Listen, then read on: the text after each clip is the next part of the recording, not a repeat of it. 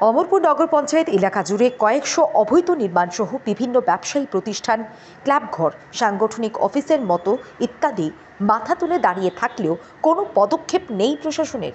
এমনকি মহকুমা প্রশাসকের নাকের ডগায়ও বেশ কিছু অবৈধ নির্মাণ থাকলেও নিশ্চুপ প্রশাসন। কিন্তু অমরপুর স্কুল কমপ্লেক্স সংলগ্ন অমরপুর রামঠাকুর সেবা মন্দিরের পার্শ্ববর্তী ঘাসভূমিতে রামঠাকুর সেবা মন্দির কর্তৃপক্ষের তত্ত্বাবধানে নির্মীয়মান যাত্রী শেডটি শনিবার রাতে জনরোষের আশঙ্কায় জেলা ও মহকুমা প্রশাসনের আধিকারিকদের নির্দেশে রাতের আধারে প্রচুর পরিমাণ পুলিশি প্রহরায় ড্রজার দিয়ে ভেঙে গুঁড়িয়ে দেয় পূর্ত দপ্তরের কর্মীরা।